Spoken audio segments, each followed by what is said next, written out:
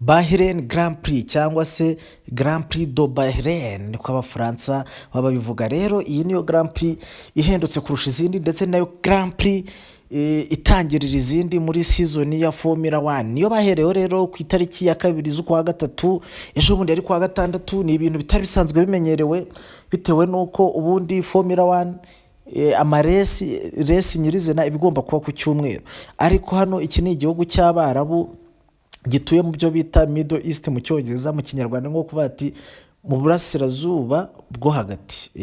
Mu burasirazuba bwo hagati niko babyita. Biriya ni ibihugu by'Abarabu, niba bari muri za mwenzera amazani ari biki, ku cyumweru nta kintu cyari cyo kirahaba. Resi bahita bayikubita kwa gatandatu. Bamaze kuyikubita kwa gatandatu rero ubwo amakipe yose twari twaravuze tuti Red Bull mwewe muhora muri hejuru turabatinya, ariko tukavuga tuti ntawamenya Mercedes yikomanze mu gatuza. Ferrari bavuze ko bakoze ngo imodoka ngo yari nziza kurusha iyo bari bakoze ubushize. McLaren yari yagaragaje ko ushobora kuba yakoze akamodoka keza. Turavuga tuti noneho iyi season hashobora kuba hagiye kujyamo balance, ikipe hano zigiye gukomagurana zisaturane.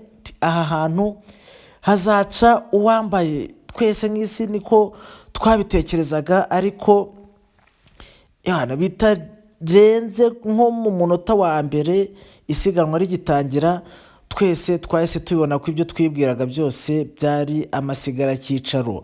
Max Verstapen yahise acaguruka nk'umuntu witwariye icyogajuru.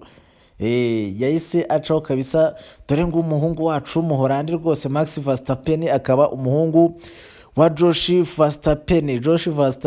Mbibutsa ko papa we yari umushoferi nawe wa Formula 1, ariko w'isurubu utarigeze utwara Grand Prix, utarigeze ugira ikintu na kimwe ageraho, ariko urabona byibuze ko yareze umwana kabisa w'umuholandi Max Verstapen. Uyu mwana ku myaka ye 26 akomeje gutitiza abantu. Ni ibi rero badukoze nyuma yaho dutegereje igihe kirekire.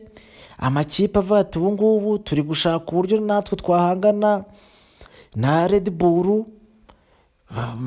Amamodoka barayahindura, izo bita za aerodynamics barazihinduye, amashasisi barahinduye, ibintu byose izo bita za flow barazihinduye, za gearbox barahinduye. Bitwikubise muri qualifying kwa gatanu. Verstapen bose barabagurukanye arabasize, ariko Leclerc na Russell bari aho hafi, ndetse na Sainz muri qualifying. Tukavuga tuti uko biri kose, kuko nka Leclerc muri qualifying bari bamurushije CLS 200 gusa. Russell akurikiraho, Sainz akurikiraho, Perez isurubu yacu izari ku mwanya wa gatanu. Alonso wa Aston Martin muri qualifying niwe wari wabaye wa gatandatu, mu gihe abashoferi babiri ba McLaren Norris na Piastri bakurikiranaga kuri 7 n'umunani. Hamilton muri qualifying ya mbere byari yatangiye ashaka gusigara muri babandi batanu bafata biranga, ararusimbuka. Batanu ba kabiri bakuramo ararusimbuka, basigaye ari 10, yisanga ari ku mwanya wa 9 kubera ibibazo turi buze kuvuga inyuma. Ku mwanya wa 10 muri qualifying umuntu agomba kuba ahagaze kuri grid ku mwanya wa race ari Hülkenberg. Race iratangiye rero, igitangira Verstapen baranyanyuye, habuze no mukurikira. Cyakoze Leclerc uwo bita Russo aba aramwatatse, aramutepashije, ariko ntibyaje kurangira neza kuko babyaje kurangira bamuciyeho. Leclerc na Sainz bose barongera bamucaho. Hagati aho ngaho Perez nawe byaje kurangira bose abadepashije, aragenda asanga mugenzi we Verstapen imbere. Ubwo ikipe zose zisigaraho inyuma zihobagira, dore nuko nguko byaje kurangira. Max Verstapen niwe wayitwaye, akurikirwa na mugenzi we Perez. Carlos aza akurikiyeho Sainz, Leclerc bose ni aba Ferrari. George Russell yitambikamo wa Mercedes, Lando Norris McLaren. Lewis Hamilton isanga ku mwanya wa 7 wa Mercedes, Oscar Piastri ku mwanya wa 8. Hanyuma Fernando Alonso umwespanyol utwara Aston Martin na mugenzi we Lance Stroll umunyakanada utwara Aston Martin bisanga ari ku mwanya wa 9 n'uwa 10.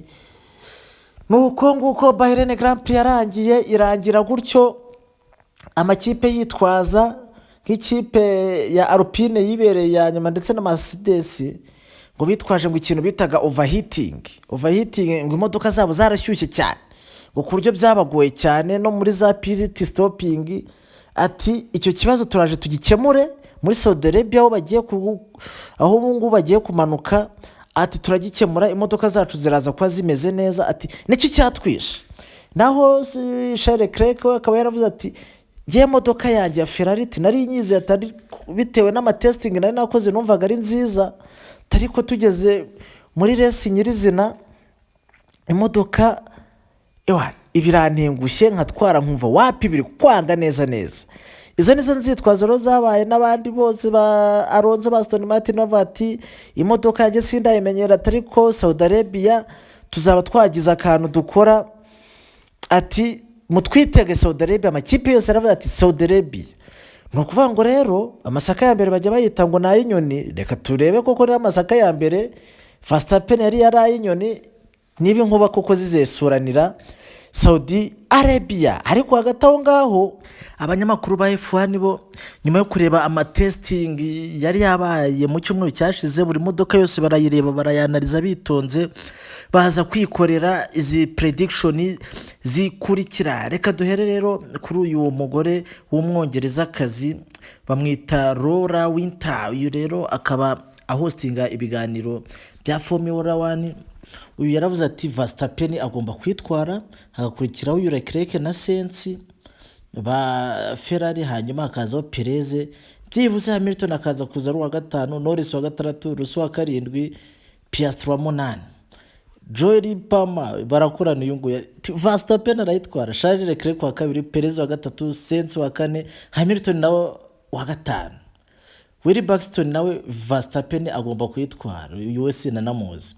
Hanyuma akakajya mu murakazi ka Lawrence Barretto, aka ni agahinde ka mu majyepfo ariko kigiza kongereza, ariko kazi ibintu bya Formula 1 nako gatanga ama interview ku basitari muri Formula 1. Nawe yavuze ko Verstapen agomba kwitwara byanga binoga. Sam Collins uyu nguyu abantu bari ba Formula 1 baramuzi, atanga n'akaganiro bita ngo ni tech talk rero ni nko kuvuga ngo techniques talk nyine. We abayerekana ibintu byo ku modoka, buri modoka umwihariko ifite ibintu nk'ibyo ngibyo. Nawe rero yarakonfirmye avuga ko Verstapen n'ubundi azayitwara.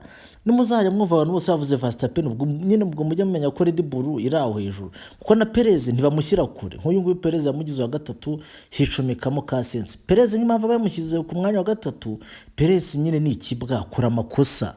Rero iyo akoze amakosa bituma yisanga aho ngaho. Nyuma yaho rero abo bita ba Alpine bongeye barirukana. Alpine birukanye umunuza wa technical director wayo Matt Humani ndetse na head of aerodynamics bamwitaga Derek De Beer. Ubundi abandi nk'aba ngaba neza abari kuri iyi myanya umwaka ushize bari babirukanye, iriya sezo yatangiye babirukanye. Aba nabo uyu mwanya bawumazeho umwaka umwe. Wo bita Reynolds Arnold bamwita Ryan Reynolds aba yamwirukanye. Ba Trent Alexander bashemo imigabane na ba Joshua batera amakofi na ba Yohani Mata bavuze bati Alpine irimo iradusebya. Wowe Alpine resi ya mbere abashoferi bacu babiri batangiye ari abanyuma, ubwo si batangiye bahita baba abanyuma. Ibi bintu ntago bishoboka.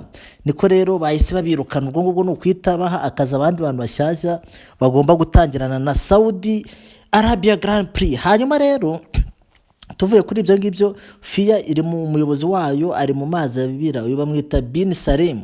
Uyu nguyu ni umuyobozi wa FIA ari mu mazi abira, bakaba bamushinja yuko yaba yarijanditse mu bintu byo gufata ibyemezo amanipira resulta.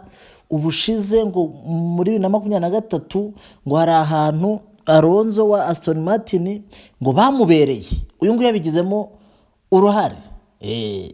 Urebe ni ibintu ari gushinjwa bishobora no kuza kumuviramo ingaruka, kuko ubundi FIA niyo ihagarara ibintu byose by'amasiganwa ku isi byose, za MotoGP, za rally, ibintu byose n'amagare menya harabarizwa muri FIA, ariko amagare ntabwo ari muri FIA. Ariko bitewe nuko Formula 1 ari irenze mu bintu byose bisiganwa na moteri, Formula 1 usanga ariho FIA yibanza, ariho iri kugenda buri gihe ishaka ibintu byo gukontorora. Nuko rero uyu nguyu nawe bwari mu mazi abira, investigation yaramutangijweho, agomba kuzisobanura, basanga ari byo bakamutahuza. Rero sasa rero tubonane Saudi Arabia kwa Ronaldo.